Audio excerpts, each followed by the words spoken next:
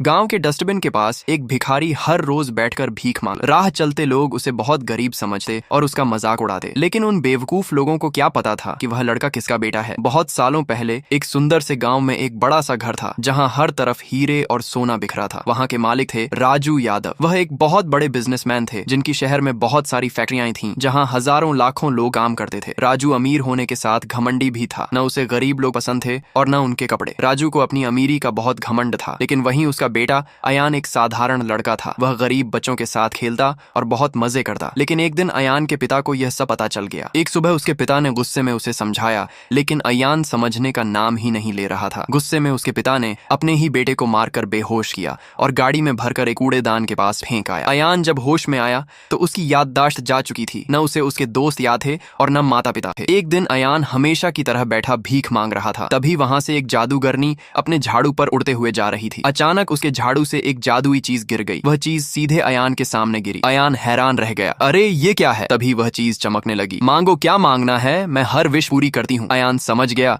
जरूर ये कोई जादुई चीज है। अयान ने धीरे से कहा, मुझे इतने पैसे दे दो कि कभी वो खत्म ही ना हो। अयान की बात खत्म होते ही वह चीज फिर से चमकी और अचानक उस पूरी जगह में दुनिया का सारा सोना प्रकट हो गया। अयान हैरान रह गया। अरे ये तो सच में विश पूरी करती है। अयान ध्यान से उस जादुई चीज को देखने लगा। तभी उसके मन में एक भयानक आइडिया आया। उसने उस जादुई चीज को लेकर गांव के गरीब लोगों को देखा। दोस्तों, अब इस दुनिया में कोई भी गरीब नहीं रहेगा। लेकिन तभी अयान ने धीरे से कहा, चलो अपना जलवा दिखाओ और दुनिया के हर आदमी को अमीर कर दो। अचानक वह चीज फिर से चमक उठी और पूरा गांव पैसों और हीरों से भर गया। हर गरीब अब अमीर बन चुका था। लोग हैरान थे और खुश भी बहुत खुश था। लेकिन एक आदमी था जो बहुत उदास था, अयान के पिता। उनकी फैक्ट्री पूरी खाली हो चुकी थी। न कोई वर्कर और न कस्टमर। अयान की विश की वजह से सब पैसे वाले बन चुके थे और काम छोड़कर चले गए। राजू यादव को समझ नहीं आ रहा था। तभी वहां एक आदमी भागते हुए आया और उसने राजू यादव को सारी सच्चाई बता दी। राजू गुस्से से पागल हो गया। क्या ये सब मेरे बेटे ने ही किया है? उस शाम राजू उस गांव पहुंचा। वहां अयान सबकी विश पूरी कर रहा था। राजू ने जब यह देखा कि अयान के पास एक जादुई चीज है तो उसके दिमाग में उसे चुराने का आइडिया आया। उस रात पूरे गांव में शांति थी। तभी राजू यादव वहां आया और उसने धीरे से अयान की वह जादुई चीज चुरा ली और भाग गया। लेकिन अयान वहां बैठा सब देख रहा था। उसने अपने पिता का पीछा किया